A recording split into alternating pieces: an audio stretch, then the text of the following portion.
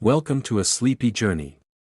But not a boring one. Tonight, we'll turn the pages of the tumultuous history of the Ashkenazi Jews, from their earliest exiles to the deeply ingrained memories of resistance flowing through their veins. So, before you tuck in and let your mind wander, maybe leave a like, and if this kind of storytelling speaks to you, feel free to subscribe. Quietly, of course, and hey, where are you listening from? Drop your location and local time in the comments below. Now, dim the lights, maybe turn on a fan for that soft background hum, and let's ease into tonight's journey together. You are not sitting in a lab, and this is not a lecture. You're somewhere cozier, in a room lit by beeswax stubs, where the shadows dance against the bookcases like shy students at a wedding. The air smells of cinnamon tea, a little damp linen, and old parchment, not quite dust, but close. A soft creak beneath your chair reminds you that this house, like the memories within it, has settled over time. Outside, the wind murmurs something indecipherable in Yiddish. Inside, an old man is mumbling too, over a Talmudic passage you don't understand, yet. You're not even sure he's still awake. His head is tilted, beard tucked into his chest, fingers tracing a page like it's braille, and in this warm hush, a question lingers: why are Ashkenazi Jews so often thought of as unusually intelligent? You've probably heard it before, at a dinner table, in a book, or whispered half curiously, half cautiously in online comment threads. Is it true they're smarter? Why are so many Nobel winners Jewish? How can such a tiny group account for so many big thinkers? Then the speaker looks around like someone's about to jump out from behind the menorah and accuse them of something, because let's be clear, it's a loaded question. The kind of question that comes wrapped in velvet but hides barbed wire underneath. It has been asked by admirers, by anti-Semites, by scientists, by comedians, and once, probably, by a drunk uncle holding a wine glass at an uncomfortable angle. And here's where you sit, somewhere between pride and discomfort, between anecdote and algorithm. You don't want to brag. But you also remember your cousin Rivka solving math problems upside down with her non-dominant hand while making blintzes. There's no denying something is going on. But what? The answer, or more accurately, the answers, won't come from a single study, or a single rabbi, or even a single bedtime story. But the road to understanding starts not with statistics, but with stories. Because that's how Ashkenazim have always made sense of the world, through tales passed down like secret recipes, where every twist of logic or Talmudic turn is folded in like egg whites to sponge cake. So let's begin there, in the hush, where facts hum like lullabies. The term Ashkenazi originally referred to Jews from the Rhineland Valley, but over centuries it came to mean the Jews of Central and Eastern Europe, Poland, Lithuania, Galicia, Ukraine, and further still.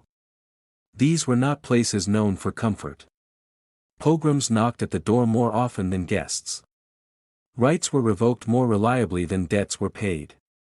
And yet, these were the same lands that birthed Einstein, Freud, Kafka, von Neumann, and the punchline to more intellectual jokes than any community reasonably deserves. Here's one: 2 Jews, 3 opinions, 4 Nobel Prizes. That's not a Talmudic riddle, that's Tuesday. Of course, intelligence is hard to measure. It changes by time, by culture, and by whoever's holding the measuring stick. IQ, as a concept, was only developed in the early 20th century. Before that, if you were clever, you weren't called gifted, you were just the one who didn't get scammed at the market or who memorized 7 pages of Psalms by age 6. But even by modern metrics, Ashkenazi Jews, who make up less than 0.2% of the global population, are significantly overrepresented in high academic, scientific, and cultural achievements. Nobel Prizes, patents, chess titles. The kind of brilliance that gets you either celebrated or quietly resented. So the theories began. Some say it's genes. Others say it's centuries of prioritizing scholarship. Some credit the Talmudic tradition of constant questioning. A few think it's because grandparents demanded excellence with nothing more than a raised eyebrow and a sigh audible from 2 villages away, and still, some scholars warn, be careful. Intelligence is a dangerously flattering subject. It slips easily into stereotype. It has been weaponized, both as compliment and curse. Remember, the same qualities that people now associate with Ashkenazi intelligence once got Jews accused of sorcery, usury, global control, and worse. The Nazis didn't skip Jews because they were clever. Quite the opposite, so we tread carefully, but you, tonight, are not a theorist. You're not here to solve it. You're here to feel it, to walk the cobbled paths where minds were shaped not in ivory towers, but in freezing shtetls where survival required brilliance, not applause. Your great-grandmother used to say, when the world closes a door, open a book. Then she'd mutter something about not trusting doors anyway.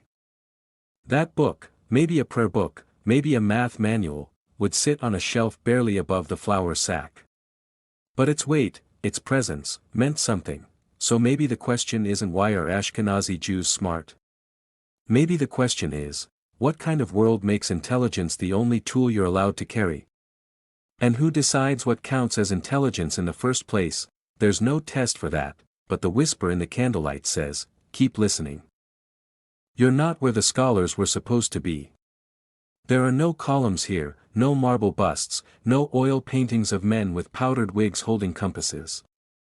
This is the Pale of Settlement, a long, uneven belt of Eastern Europe where Jews were allowed to exist, as long as they didn't enjoy it too loudly. The sky is the same gray as a worn-out Torah cover, and the streets slosh with mud that swallows boots whole. The air carries a sour bite, cabbage, smoke, and the faint metallic tang of old coins. You can almost hear someone muttering about interest rates from inside a bakery.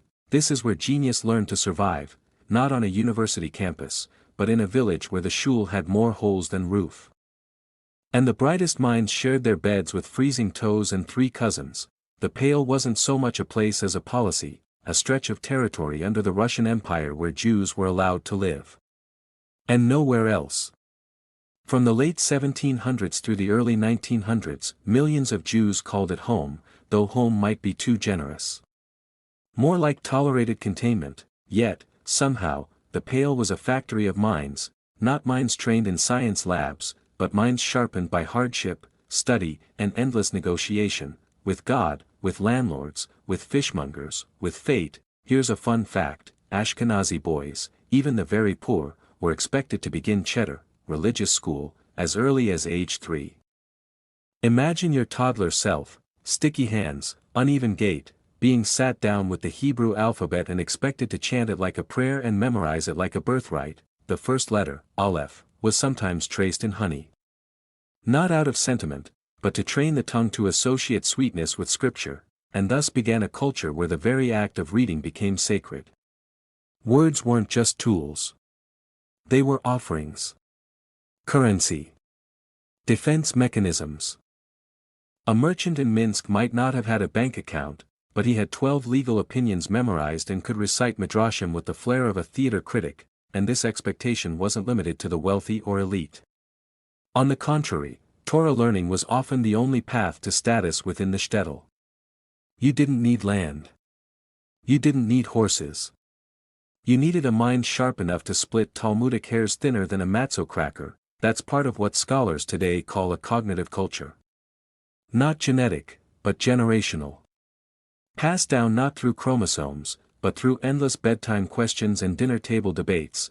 And here's the kicker: this emphasis on study wasn't just religious, it was economic. Since most professions were closed to Jews, owning land, joining guilds, entering universities, Jews had to cluster in permitted occupations: moneylending, peddling, tailoring, teaching. Professions that favored abstract reasoning, numeracy, linguistic dexterity. And so, over time, families who excelled in those areas thrived. Or at least survived. This has led to a scholarly debate: was the Ashkenazi focus on intellect a cultural adaptation to exclusion, or did centuries of these conditions actually exert selective pressure on the population's cognitive abilities? To put it in less clinical terms, if you live in a world where thinking is the only advantage you have, and those who think best survive, does that eventually reshape the community itself? It's a controversial question, and not everyone agrees. Many scholars argue it veers dangerously close to eugenics. Others say ignoring it erases a possible explanation for statistically observed cognitive patterns, but while academics debate, you're sitting beside a little boy in a threadbare coat, hunched over a prayer book the size of a sandwich. His lips move without sound. He's mouthing the Shema, but also solving mental arithmetic to price out 2 herring barrels and a goat's worth of candles. He doesn't know what IQ means. He just knows he has to get it right, or someone will freeze, or miss Shabbat, or starve. That's the brilliance no metric measures. Even humor, a tool of the Shtetl mind, was sharpened here. You've heard the one, why do Jews always answer a question with a question? Why not? These aren't just jokes. They're philosophy disguised as punchlines, and like everything else in the Pale, even playfulness had a purpose. The Badkin, that strange wedding jester who mocked the bride's family and cited psalms in the same breath, was more than entertainment. He was a walking memory archive. A philosopher with a comedic delivery and probably mild trench foot, not exactly the setting for genius, you might think, but genius isn't where you expect it. It's not in towers. It's in survival. In a child solving logic puzzles to avoid debt. In a rabbi remembering 50 opinions on one law.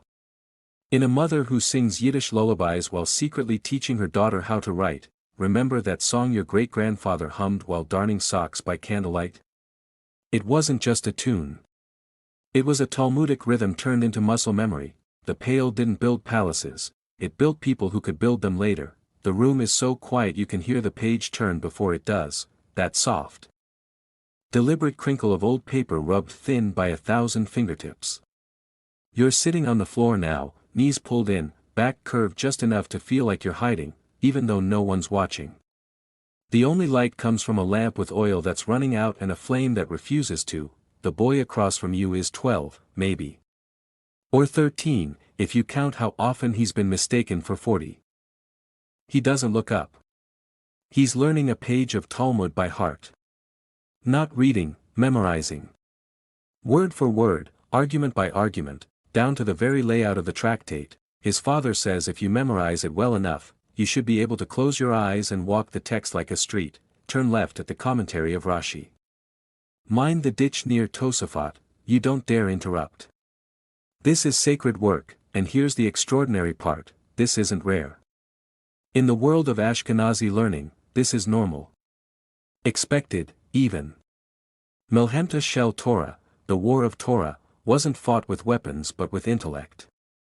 Debates could last hours, days, lifetimes. Some yeshivas boasted students who memorized the entire Babylonian Talmud, all 711 pages. That's not hyperbole. That's discipline bred by generations, and maybe a little fear of disappointing a grandmother with opinions sharp enough to slice pickles. There's a rhythm to it all. A page of Talmud isn't just a page, it's a battlefield of voices. Rabbis argue across centuries, footnotes wrestle, margins scowl. And your task, if you're this boy, is to remember who said what, when, and why, all without a highlighter or a helpful diagram. It's no wonder scholars refer to this as a form of textualized memory culture. In Ashkenazi tradition, knowledge was an oral tapestry, not just read, but recited, debated, internalized. That's the historical fact, for centuries. Especially from the 16th through 19th centuries, yeshiva education across Eastern Europe produced some of the most remarkable feats of memory and logic training ever recorded. And here's the quirky bit, sometimes, these boys weren't taught what to think, just how to argue. You could get praised for refuting your rabbi, as long as you did it elegantly. There are stories of students who made such intricate legal arguments during their pilpul, analytical debate, sessions that the rabbis had to call a recess to go weep quietly behind a curtain, or maybe just eat something, and that kind of intellectual rigor wasn't restricted to yeshivas. In shtetls where formal education was sparse, mothers would sometimes learn Talmud in secret. Not to argue, but to whisper explanations into the ears of their sons. Or to challenge them across the dinner table while shelling peas. Some scholars argue this culture of memory, the rote discipline, the endless debates, the valorization of study, actually restructured how cognition developed in the Ashkenazi population. Like lifting mental weights for centuries. Others push back, saying memory training doesn't equate to intelligence. That memorization is a skill, not a sign of IQ, but you can't deny what you're watching. The boy's face is still now. His lips move silently, eyes scanning the wood grain on the floor as if the arguments are carved there. He taps his knee twice. That's where Rabbi Akiva contradicts the previous line.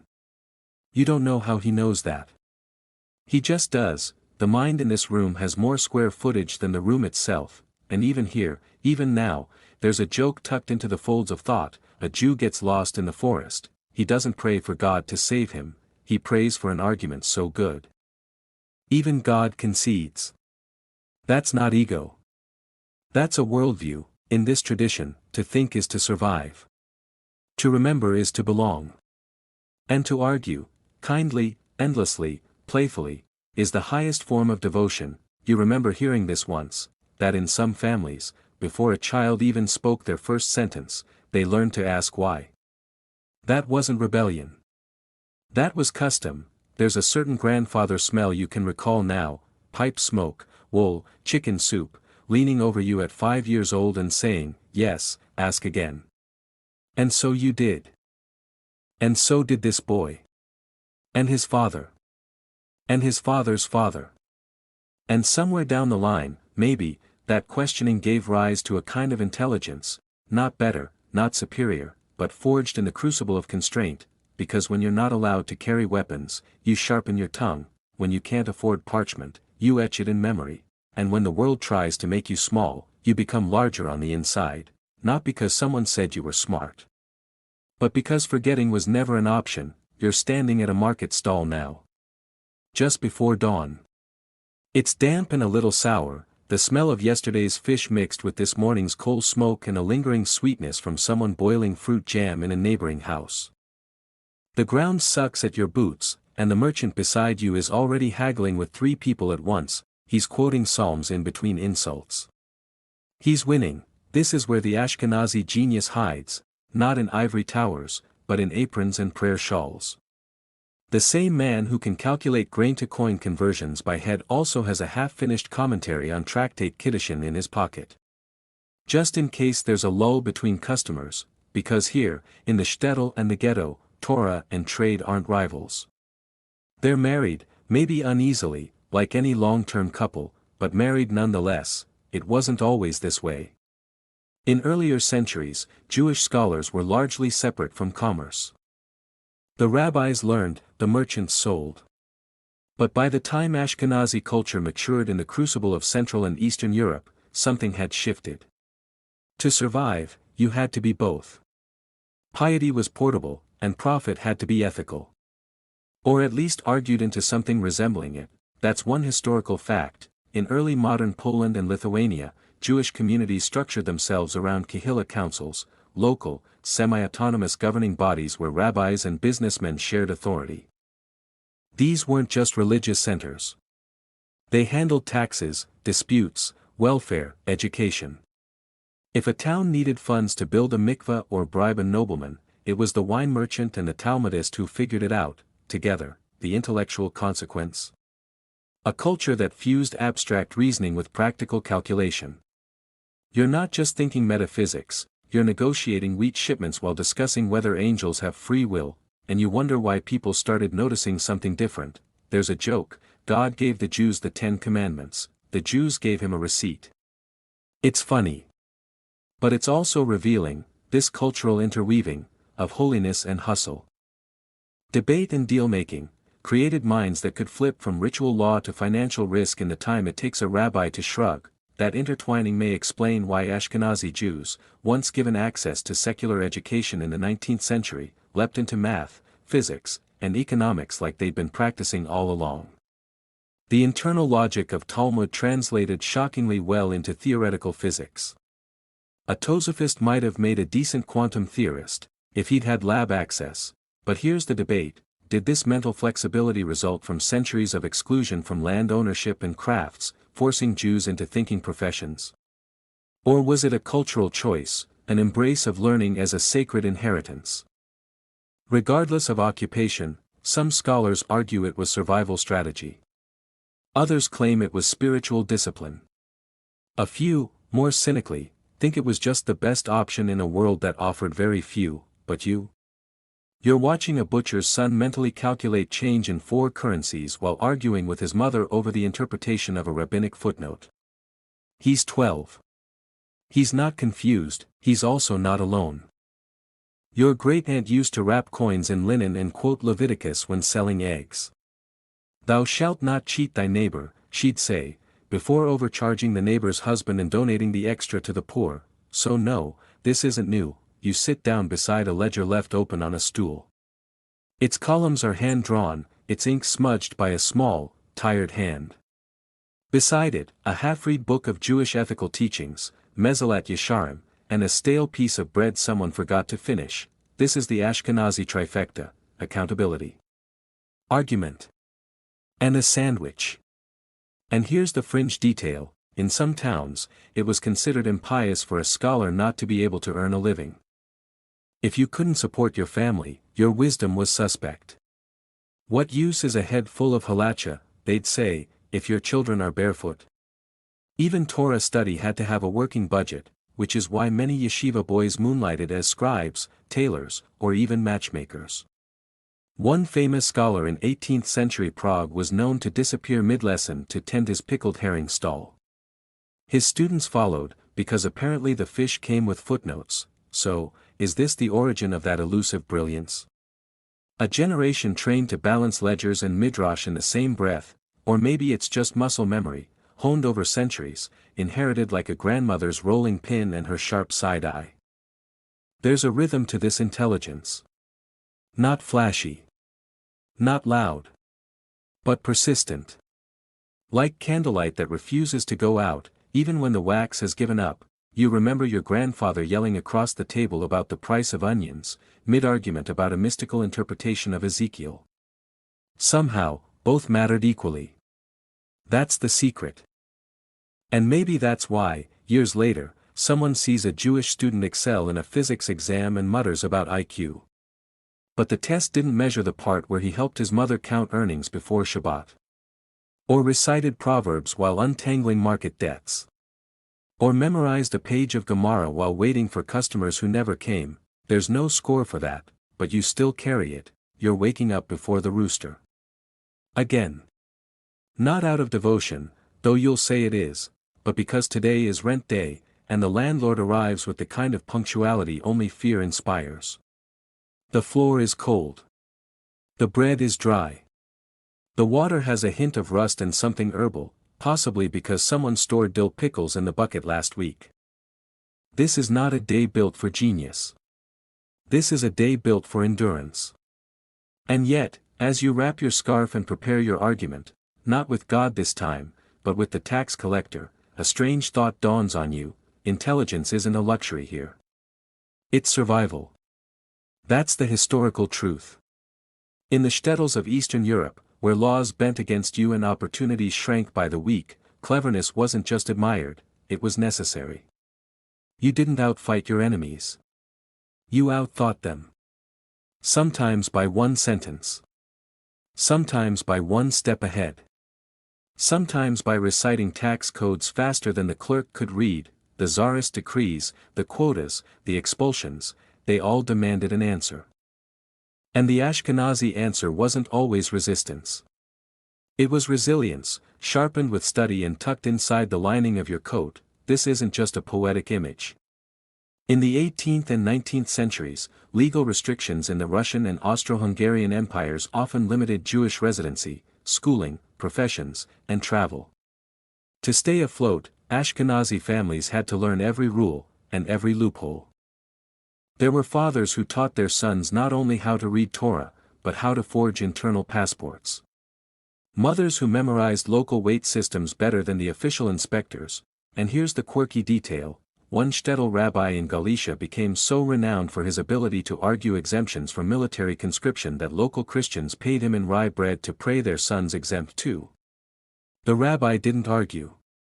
He just handed out talismans, and photocopies of imperial bureaucratic codes. That's the other kind of scholarship, this deep, generational knowledge, passed around like a second language, bred something hard to define, a practical, sly, detail-obsessed intelligence. Not the kind rewarded with applause.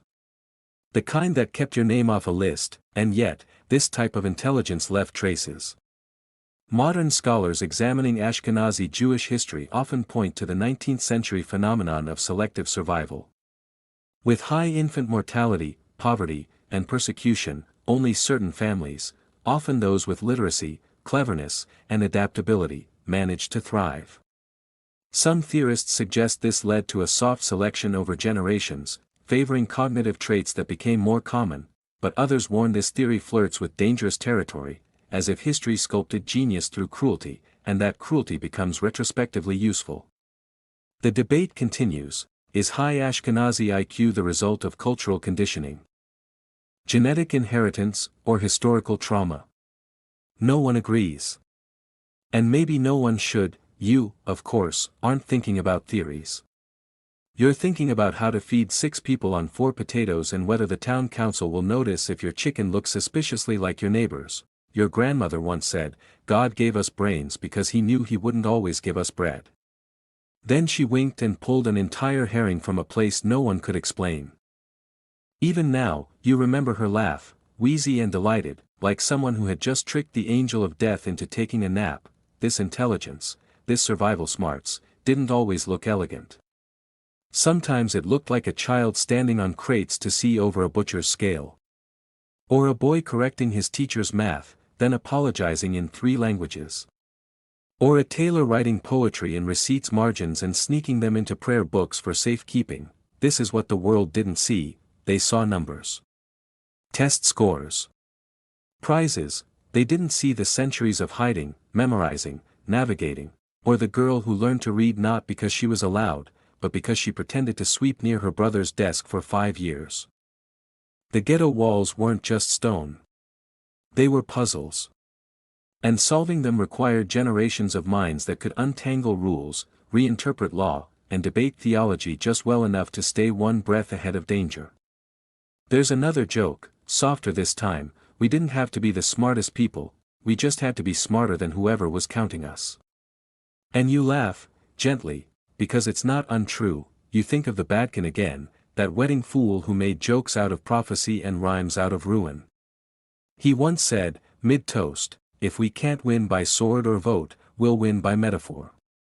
That's the story, really. Intelligence, for Ashkenazi Jews, was never about conquest. It was about continuity, because when the doors are closed, you learn to pick the lock, when the fire goes out, you memorize the warmth, and when no one believes you belong, you make your mind a home no one can evict. So yes, intelligence became survival, but not in the way they think. It wasn't measured, it was whispered, and it was enough. You're in a cramped kitchen now, but it's not yours, it belongs to a traveling scholar who's traded a place to sleep for 6 lectures and a pot of borscht. The walls sweat with steam, and someone is slicing onions with the intensity of a man defending his dissertation.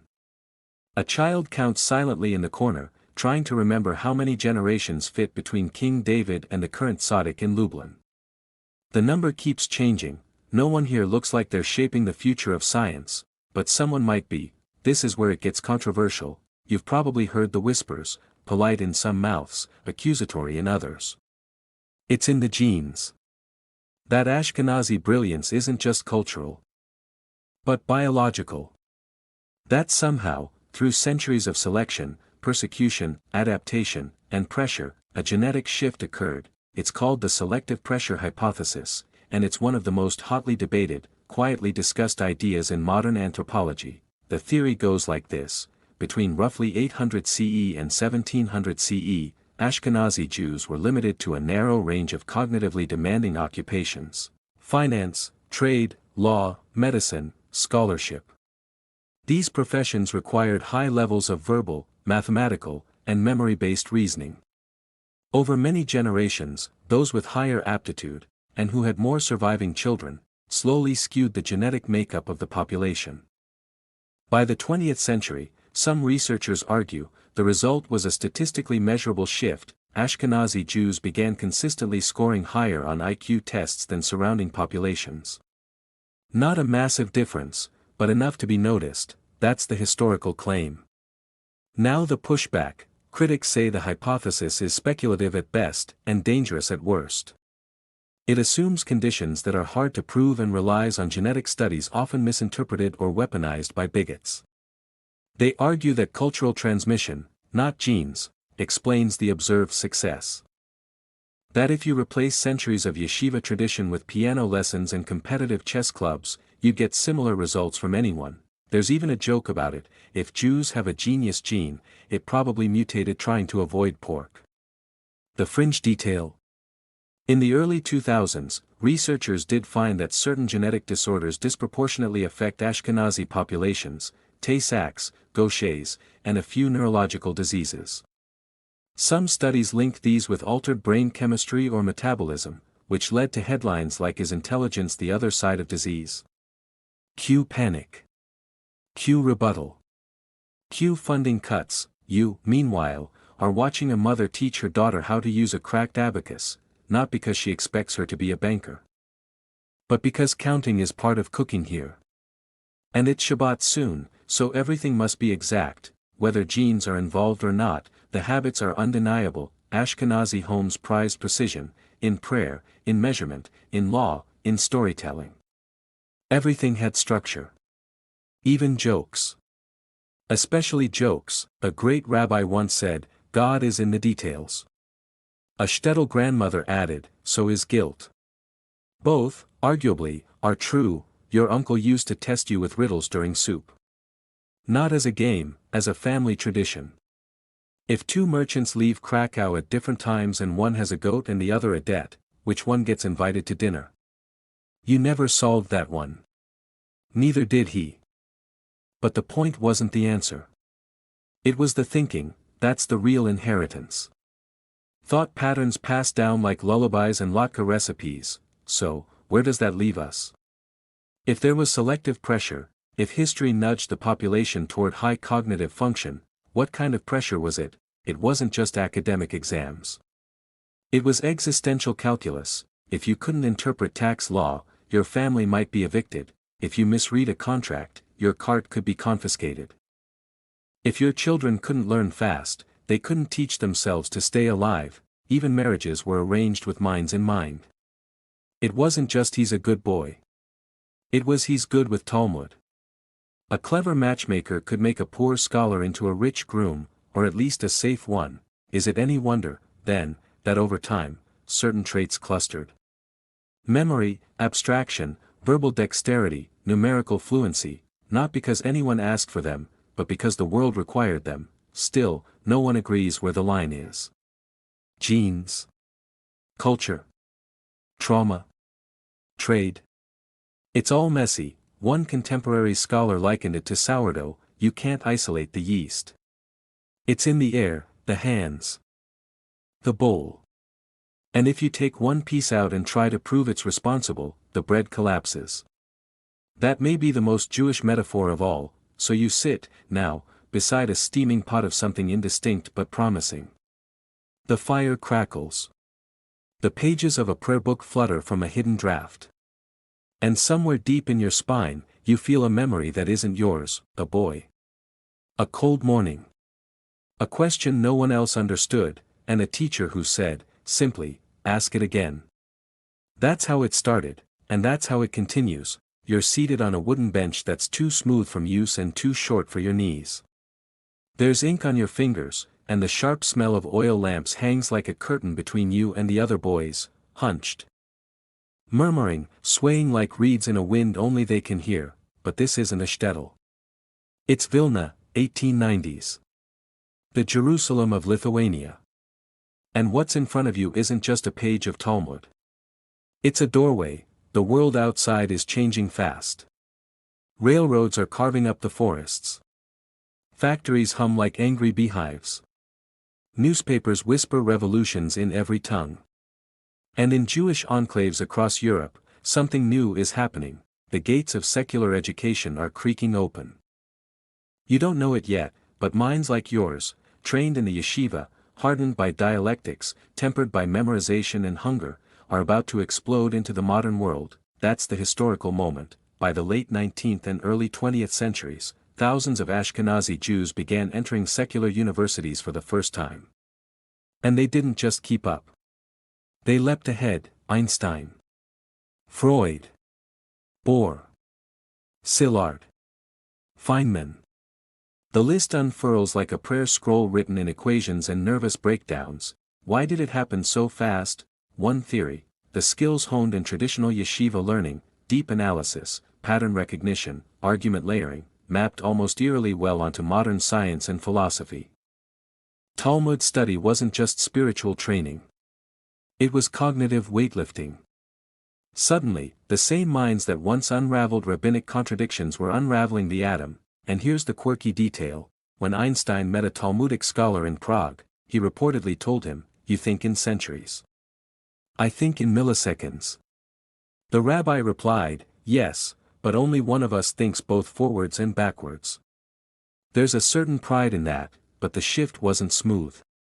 In fact, many of these early secular thinkers were torn, between the old world and the new, between Hebrew and German, between tradition and revolution. Take Freud, for instance.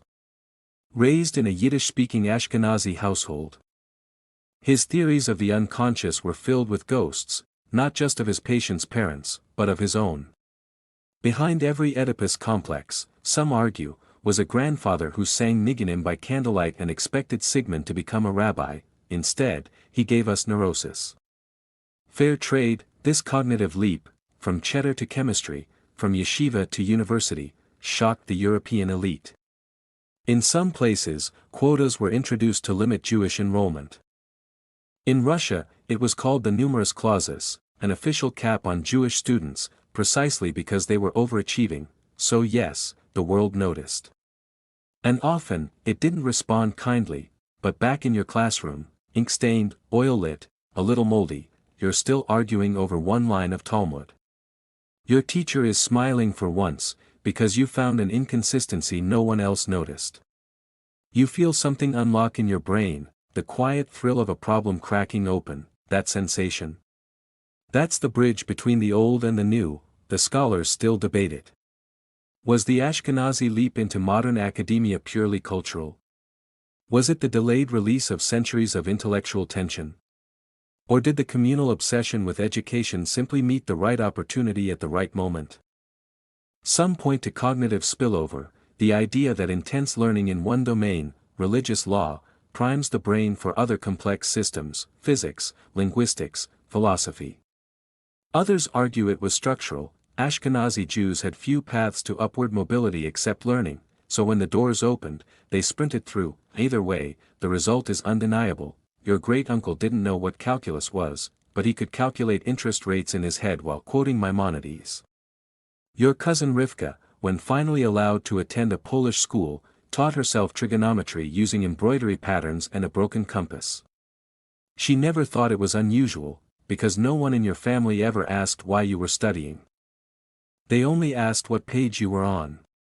There's a joke told by a Jewish physicist in 1930s Berlin: "I don't believe in God. But I still worry he's disappointed in my math." That's not blasphemy. That's intergenerational guilt paired with inherited excellence. So here you are, caught between two worlds. The Talmud and the textbook. The Shtetl and the seminar. The scent of pickled herring in your backpack, and the proof of relativity in your notes. You're not sure which world owns you. But they both echo inside your head. In Hebrew and Yiddish. In size and theories. In questions, always questions. That's how it continues, because the yeshiva mind, once unshackled from its singular purpose, didn't scatter. It focused. It found new texts. New mysteries. New paradoxes to unravel, but it never stopped arguing. You're in line now, barefoot, breathless, a folded coat under your arm and a string of whispered prayers in your mouth. The year is 1907. The place, Ellis Island. The smell, sweat, saltwater, and fear. Your cousin has a cough that everyone is pretending not to hear. Behind you, a boy is reciting the Shema like it's a passport. Ahead, a man stamps papers without looking up. This isn't just immigration. It's transformation, because as the boat rocked across the Atlantic, carrying your family from the Shtetls of Białystok and Brody and Bessarabia, something else crossed with them, the mental inheritance. That invisible treasure chest filled with riddles, recipes, legalisms, and logic puzzles, all passed down from the yeshiva to the tenement. That's the historical fact. Between 1880 and 1924, over 2.5 million Eastern European Jews arrived in the United States. Most came poor. Many came illiterate, in English. But very few arrived empty. Ellis Island officials didn't see the Talmudic training hidden behind nervous eyes. They saw tailors, bakers, widows with too many children and not enough teeth, but inside that baggage, next to the black bread and stolen candlesticks, was something durable, the Ashkenazi problem-solving brain, forged in centuries of constraint and now unleashed in a land of possibility. And here's the quirky part: within one generation, Jewish immigrants from Eastern Europe rose faster in literacy, education, and income than nearly any other group in American history. Sons of peddlers became professors. Daughters of midwives became lawyers. Not all, of course, but enough to bewilder sociologists for the next century. How did it happen? Some say it was timing. Industrial jobs met disciplined minds. Others point to urban density. Jewish immigrants clustered together, pooling resources, building mutual aid societies, evening schools, Yiddish newspapers, free libraries. Education wasn't just valued, it was oxygen. Your grandfather didn't just want his children to learn. He needed it, like you need breath in a fire. There's an old Lower East Side saying, if you don't become a doctor, at least become someone a doctor has to talk to. Even comedy had intellectual ambition. Vaudeville sketches from Jewish performers were loaded with puns, Talmudic references, and sarcastic nods to Plato. George Burns once said his father taught him to read Torah with one eye and the horse racing results with the other. Back then, intelligence wasn't an ornament. It was a ladder, and yet, even in America, the ghosts of Europe followed. Quotas appeared again, this time in elite universities. Harvard, Yale, Columbia, they began quietly capping Jewish enrollment. Too many Jewish names in the physics lab. Too many debate team trophies. Too many parents named Mordecai yelling about scholarship funds, so the students got smarter still.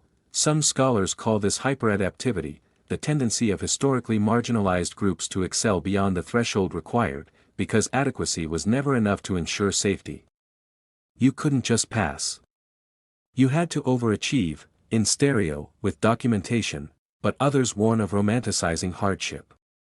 Not every Jewish immigrant was brilliant. Many failed, suffered, disappeared.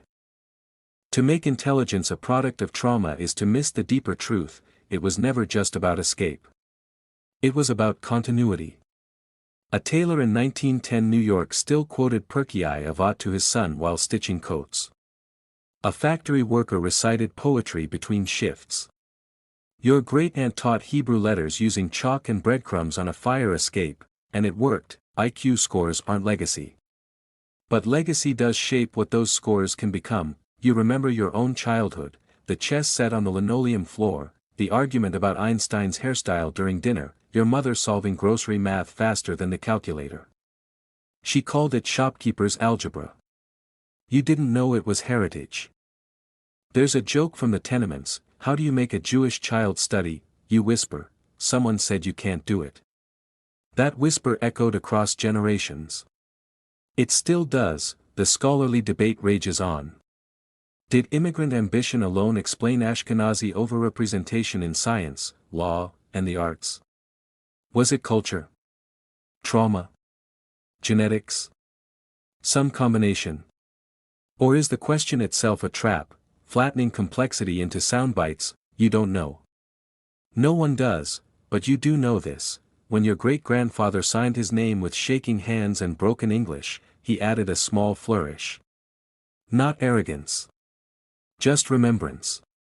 A little extra curve, like he was saying, I came from somewhere. And I brought all of it. Ellis Island didn't measure IQ.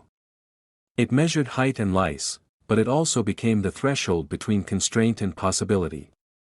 Between a world that demanded cleverness for survival and a world where cleverness could finally, maybe, mean something more, and now here you are. Descendant of riddlers. Heir to 1,000 questions.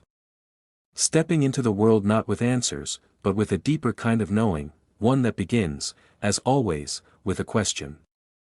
You're 10 years old and already know how to hem a skirt, avoid a foreman's gaze, and count stitches faster than your fingers can move. The factory floor is hot, not warm, not stuffy, but oppressively hot, like a kettle lid clamped down on a boiling life. Threads cling to your palms. Someone's singing a lullaby, not for a child, but for themselves. This is not a classroom. But you are learning, and when your shift ends, when the bell rings and the machines fall silent like held breath, you walk home under the flicker of gaslight, still memorizing Psalm 121, not because anyone's grading you, but because your father will ask for it before bed. Welcome to the second curriculum. That's the historical reality of the early 20th century. Thousands of Ashkenazi Jewish children, especially in immigrant cities like New York, Chicago, Montreal, Buenos Aires, lived double lives. By day, sweatshop hands. By night, scholars. Learning not as leisure, but as inheritance. The social worker Jane Addams wrote in 1912 about a tenement where Yiddish children speak better English than their teachers and better Talmud than their fathers. She meant it kindly. But she had no idea how true it was. Here's the quirky detail: some Jewish night schools in New York scheduled classes after midnight, because that's when child laborers finally got off work. Hebrew grammar at 12:30 a.m. Arithmetic by candlelight, with a teacher who was also a ragpicker by day. That wasn't ambition. That was instinct. The classic Ashkenazi joke goes, in our family, even the sleeping baby dreams in complete sentences. But you're not dreaming. You're copying down a verse your teacher muttered half asleep. You'll get it wrong the first few times. Eventually, it'll live in you, and what happens next is astonishing. Within one generation, this community, battered, burned, ill-fed and ill-clothed, produces more college graduates per capita than nearly any other group in America. By the 1930s and 40s, Jewish names fill rosters at City College, NYU, even Columbia, despite quotas. How? How did thread-counting hands turn into research-shaking minds? One answer: the continuity of cognitive culture. Even in tenements, the rules stayed the same. Ask questions. Value argument. Teach your children what you were never allowed to learn.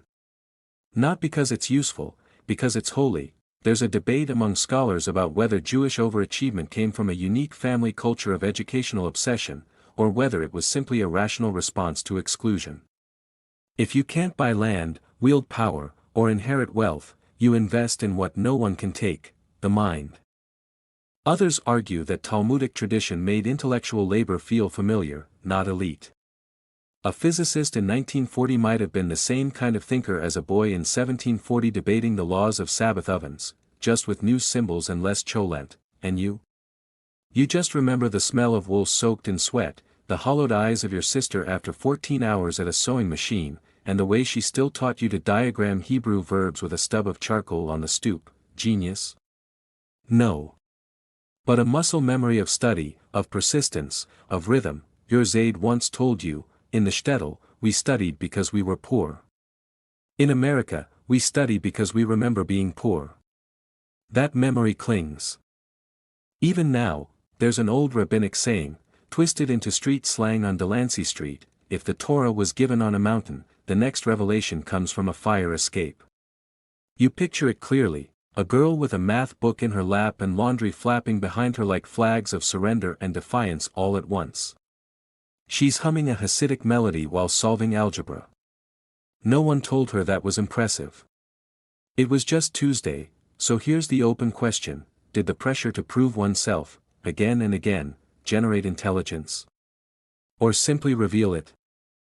Does an IQ test measure brilliance, or survival translated into numbers? You're not sure. No one is. But you do know this: the minds forged in sweatshops didn't disappear. They just changed clothes. By the time the second generation hit universities, something happened. The metaphors sharpened. The logic deepened. The memories got quieter, but they stayed. A young man wins a scholarship and thanks his mother, who still reads psalms in a whisper before sunrise. A woman becomes a linguist and jokes that her fluency in 5 languages began with decoding Yiddish curses, and you, decades later, still flinch at the sound of a sewing machine. But you also smile. Because it taught you how rhythm feels, how thought moves. That's how the study continues. Not just through books, but through calluses. Through endurance disguised as intellect. Through a family's silent promise, you will do more than survive. You will remember. You're standing in the mud now, not metaphorically, but literally. Beneath your bare feet is a slush of ash, sewage, and memory. This is Frankfurt, or Krakow, or Prague, pick a year between 1400 and 1700, and this is the Jewish quarter. Not a neighborhood. A ghetto. Walled by decree. Locked at night. Watched always, the smell is mold, tallow smoke, and old cabbage. The air is damp. Hope is a contraband item, and yet, inside one crooked house with a red clay stove and a Torah scroll rolled too thin from overuse. A boy is asking his grandfather whether God needs logic. And they argue, gently, for 3 hours. Then they argue more at dinner. This is what outsiders never saw, the historical fact. Starting in the 16th century, many European cities imposed mandatory ghettos on their Jewish populations. Venice made it infamous. Poland institutionalized it. German lands normalized it. These weren't just slums, they were enforced intellectual isolation chambers. And yet, somehow, greatness bloomed. A rabbi in the Frankfurt Judengasse drafts philosophical commentaries between firewood shifts. A printer in Venice invents Hebrew italics while dodging inquisitorial glances. A poor girl in Prague memorizes psalms backwards because her father says it sharpens memory. This isn't magic. It's momentum. Here's the quirky part: in many ghettos, reading was more widespread than shoe ownership. Families shared books, not for leisure, but for legacy. A mother might recite the weekly parashah while chopping onions. A father might annotate Maimonides on parchment scraps tucked between floorboards. Greatness didn't escape the ghetto. It fermented in it. You've probably heard of Baruch Spinoza, excommunicated in Amsterdam. Father of modern secular philosophy. But few remember he grew up in the Jewish quarter, taught by thinkers banned from the university, learning to challenge the infinite with finite verbs. What's whispered in ghettos doesn't stay there. It sneaks out, hitching rides on footnotes and melodies. There's a debate among historians: did the intellectual richness of Ashkenazi Jews come despite confinement, or because of it? Did the walls concentrate the learning like a clay oven holds in heat? Others say it's more nuanced. The ghetto limited exposure, but it also protected continuity. While the outside world shifted with every war, regime, and royal mood swing, the ghetto remembered. That's the thread, remembering.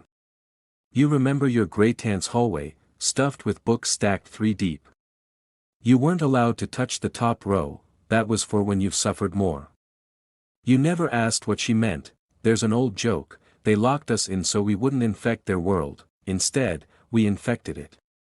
With ideas. Funny thing, ideas. They seep through mortar. By the 18th century, Jewish scholars from the ghettos are corresponding with Enlightenment thinkers. By the 19th, they're founding newspapers, medical schools, musical movements. The walls are still up, but the minds inside are tunneling outward, brick by brick, poem by poem. And here's what no one expected: when the gates opened, many Jews didn't rush out. They brought their books with them, yes, but also their debates, their caution, their pride in slowness. A culture built under pressure didn't burst. It unfolded. You see it in Vienna coffeehouses, where Jewish composers scribble scores between Talmudic jokes. In Berlin salons, where Jewish women host the philosophers who once mocked their fathers. In Paris laboratories, where a ghetto-born boy with a stammer redefines bacteriology. Greatness, it turns out, was already rehearsed behind the walls. So here's the question scholars still ask: could a culture so marginalized have shaped modernity so deeply without the very constraints that hemmed it in? Did the ghetto, dark, dangerous, humiliating, paradoxically refine the very mental tools that later reshaped the world? No one knows for sure, but you know this: the ghetto was never quiet, it hummed with learning. It pulsed with argument. It rocked babies to sleep with algebra in lullabies. It trained genius not in comfort, but in candlelight, and somehow, even now, that rhythm continues, in your cautious brilliance.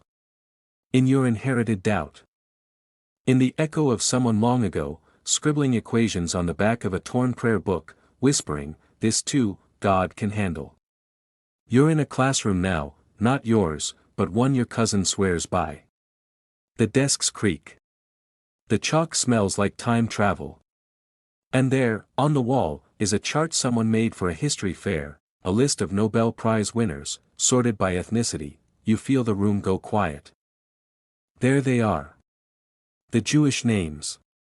So many of them.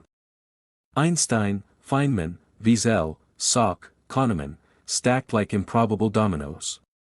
A few classmates glance at you. Not accusingly. Just curiously. Uncomfortably, you half smile. You don't say it out loud, but the numbers speak volumes. Or do they? Here's the historical fact: Ashkenazi Jews make up roughly 0.2% of the world's population, but have received over 20% of Nobel Prizes in fields like physics, chemistry, economics, and medicine. That's not just a pattern, that's an outlier that whispers across spreadsheets. It's impressive. It's complicated. And it's very hard to explain without someone misunderstanding something. The quirk. In the 1950s, some Jewish high schools in New York City posted SAT scores on the bulletin board like synagogue announcements. Moshe scored 798 in math. Mazel tov. It wasn't arrogance, it was a kind of communal kvel, like hanging up a child's finger painting. But the world outside didn't always see it that way, so the debates began. And they never really ended. Was it culture? Centuries of reverence for literacy, argument, and learning? Was it historical necessity, brains sharpened because brawn wasn't allowed? Was it genetics, shaped by centuries of selective marriage within cognitively intense roles? Or, more challengingly, were the tests themselves measuring something the community already trained for? Some scholars point to verbal-centric intelligence models, the kind of reasoning you hone in Talmudic argument or folk storytelling. Others say even discussing group IQ averages is inherently flawed, politically dangerous, and morally slippery. Meanwhile, across generations, Jewish families keep whispering, "Study like your life depends on it." Because it once did. And there's the tension. The same data that inspires admiration has also been twisted into fuel for resentment. You've seen the forums. The comments. The insinuations. They don't care about Shabbat candles and midnight algebra. They just want a headline that starts with "Why Jews are so smart," and ends with "Silence, but you know the truth is messier." Holier, even, you remember your great-grandfather's desk, chipped, wax-stained, always covered in half-read books. He couldn't say quantum without spitting a little. But he could explain the parable of the oven of Aknai in 3 dialects and make you cry from the punchline. Did he have a high IQ? No one tested, but he asked better questions than most PhDs. Here's another joke: we measure success by questions asked, not answers memorized. Except on the SAT. Then we do both. There's an uneasy pride in those numbers. Because for every Nobel medal, there's a child who was denied admission. For every patent, a family turned away at Ellis Island. For every genius. A graveyard, that's what they never plot on the graphs, and yet, the test scores keep rising. In Brooklyn, in Tel Aviv, in Buenos Aires. A grandmother bribes a child with honey cake to finish his reading. A boy argues with his rabbi over a metaphor and ends up with a math scholarship. A girl reads the news in 3 languages by age 9 because her father made a game out of etymology. Call it culture. Call it echo. Call it what you want, but it's not just numbers. You carry more than data, you carry habits. Ghosts. Cadences. 1,000 tiny decisions to value thought, to elevate it, to wrap it in prayer shawls and irony and potato kugel. So here's the scholarly debate that still burns: do the stats reveal a miracle? A fluke? A curse? Or just a long memory, told through generations, that knowledge is the only true homeland? No one agrees. Probably never will, but the next time someone shows you that Nobel list, you won't flinch, you'll smile, softly, because you know what those names really mean. They mean someone lit a candle in the ghetto, taught a child a riddle, and whispered, "This matters." You're in a library now, an old one, maybe in Cambridge or Krakow. Dust drifts through sunlight like ancient secrets on break. You run your fingers along a shelf labeled Jewish Intelligence Studies, and somewhere between heredity and heritage, you feel the temperature drop, because here, in the quiet, is the noise, the skeptics, the revisionists, the ones who don't just question the Ashkenazi IQ story, they bristle at the very idea it's told, the historical fact. By the 1970s, Jewish achievement, especially in science, law, and finance, had become so statistically visible that scholars from multiple disciplines tried to explain it. But with every theory came backlash. From both outside and inside the community, some researchers suggested cognitive adaptation from historical pressures. Others focused on child rearing, literacy rates, or cultural values. But not everyone welcomed the data. Because hidden beneath the fascination was a shadow, the fear of essentialism. Here's the quirky part: in 1992, a famous cognitive scientist published a paper arguing that Ashkenazi intelligence was likely cultural, not genetic, and promptly received hate mail from both white nationalists and Jewish advocacy groups. One called him a eugenicist.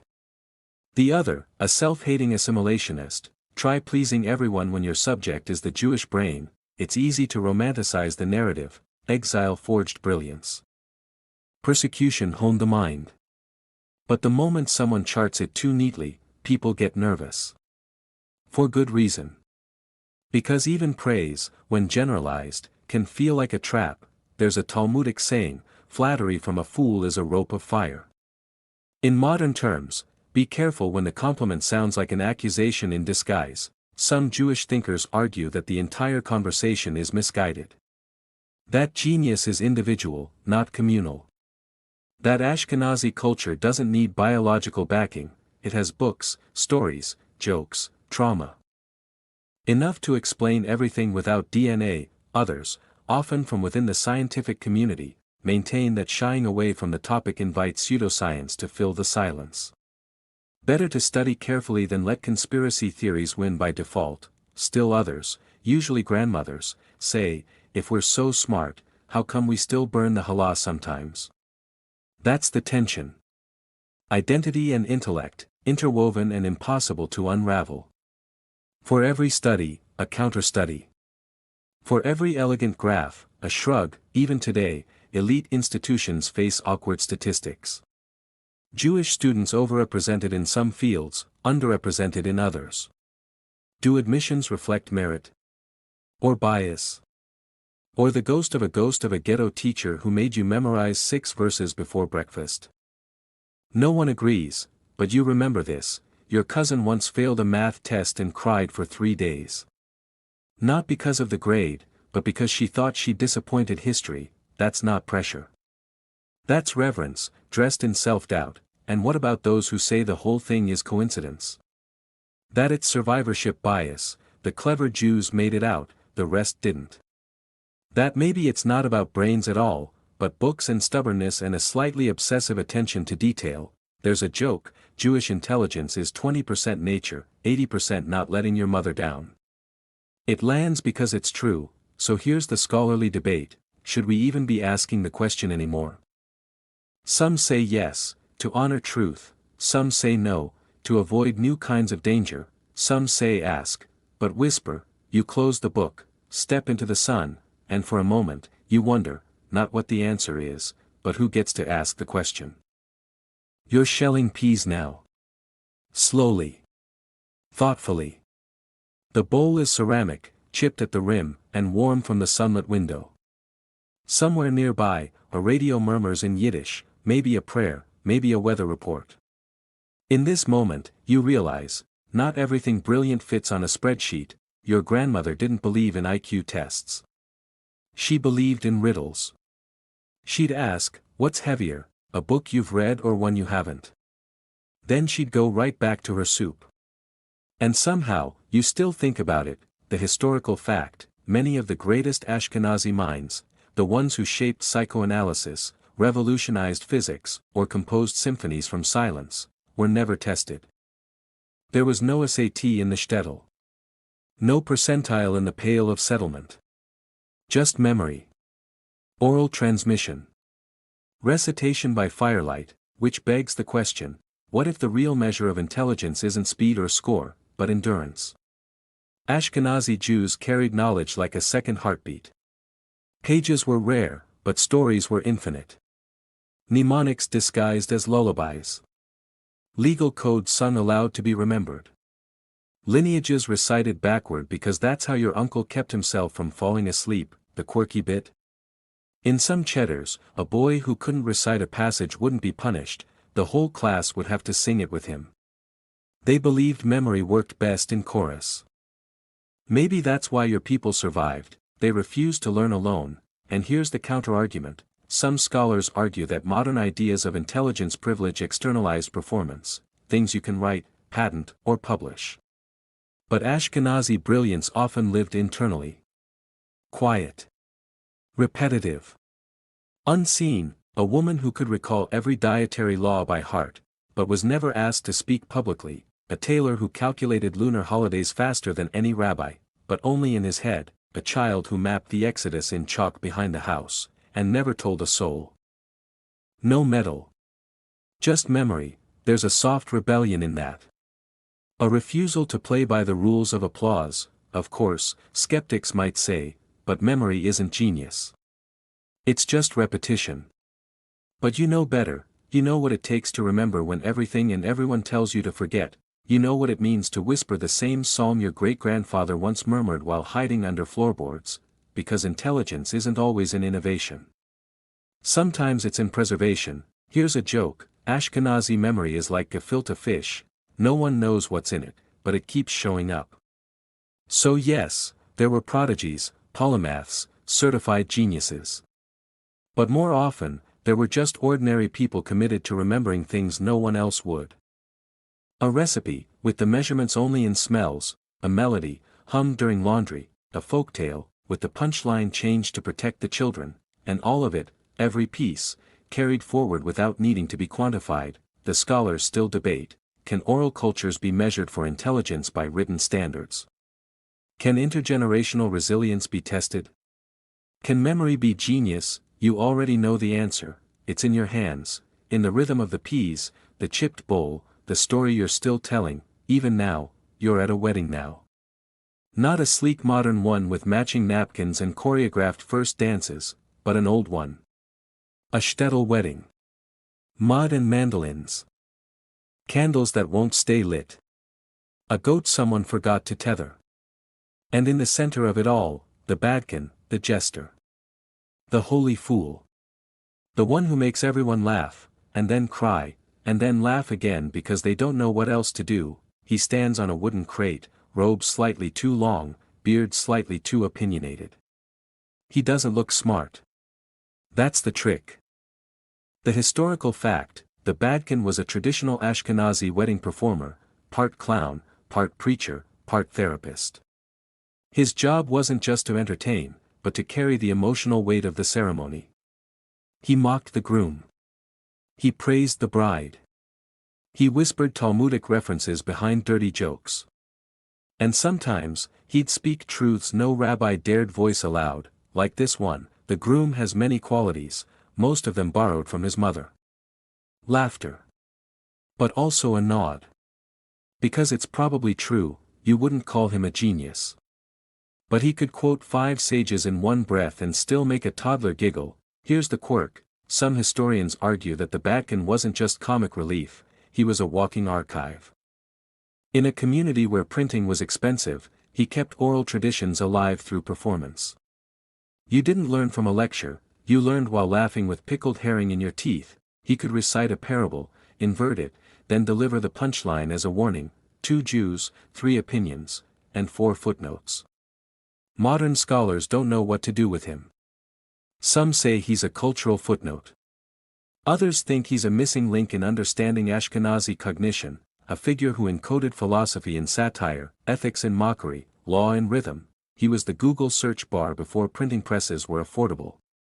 The court jester and the memory keeper, and while the world was busy measuring intelligence in exams and patents, the Badkin was whispering lessons about moral complexity, absurdity, and joy. Remember, Ashkenazi humor isn't just wit. It's resistance, a refusal to be defined by tragedy alone, a reminder that sometimes the smartest person in the room is the one who's pretending not to be. There's an old joke he might have told: we survived Pharaoh, pogroms, and potato shortages, but your aunt's kugel? That might finish us. Laughter through the grief. That's the legacy.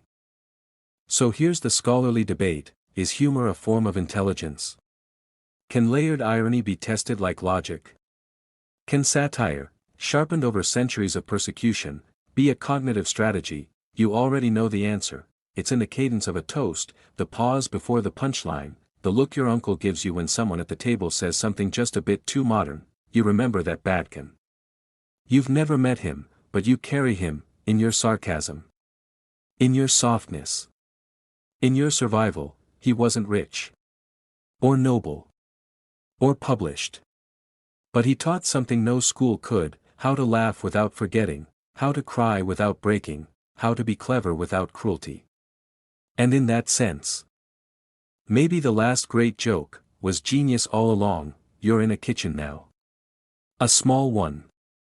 Cluttered, lived in, lit by a low flicker from a stovetop burner someone forgot to turn off. There's a book open on the table, not a holy one, not officially, but someone has written blessings in the margins. Hebrew on one page, shopping list on the next. This is where genius lives now. Not in universities. Not in labs. But here, in gestures, habits, whispers. A mother peels potatoes while reciting poetry. A child asks why the moon has a scar. A grandfather folds laundry while explaining the laws of thermodynamics using socks. Nothing is being measured. Everything is being passed down. The historical fact: in the post-war years, as Ashkenazi Jews dispersed through North and South America, Israel, Europe, and beyond, formal education became a prized goal, but informal learning remained the backbone. Jewish homes were often bilingual, intertextual, and saturated with memory, and yet the flame never looked the same twice. In Buenos Aires, a tailor's daughter quotes Spinoza while threading a needle. In Paris, a boy studies Einstein with the same intensity his father used to study Mishnah. In Haifa, a granddaughter teaches her grandmother to use Google, and learns a family recipe that's nowhere on the internet. Here's the quirky part: in some Hasidic communities, the same wooden lamps used to study Torah in Poland are still used today, rewired, yes, but unchanged in purpose. The light may be LED now, but the glow is familiar, because intelligence in the Ashkenazi world was never just about knowledge. It was about transmission. You feel it, don't you? When you hum a melody with no known source. When you instinctively argue, not to win, but to refine. When you read something difficult and smile, not because it's easy, but because you know someone, somewhere, once struggled with it too. The scholars still debate what defines intelligence. Is it speed, flexibility, creativity, memory? But you've seen another kind, the kind that needs bread while solving for X, the kind that forgives, but never forgets, the kind that translates exile into lullaby. There's a final joke, whispered through generations: we lit the lamp once, we'll light it again, even if all we have is one match. And a good argument. And maybe that's the truest mark of Ashkenazi brilliance: not genius at all, but something quieter, humbler, a habit. A hope. A refusal to let the light go out. You reach for the book, you strike the match, you tell the child beside you. This is how we begin. So now the candles have burned low, and the arguments, those long, winding Ashkenazi arguments, have softened into memory. You've traveled through ghettos and libraries, sweatshops and salons, kitchens and cheddars. You've met scribes who memorized scrolls by moonlight, jesters who folded philosophy into punchlines, mothers who taught physics while stirring soup. And maybe, in all of it, you found someone who reminded you of, well, you, because that quiet genius we've been tracing. It isn't a theory.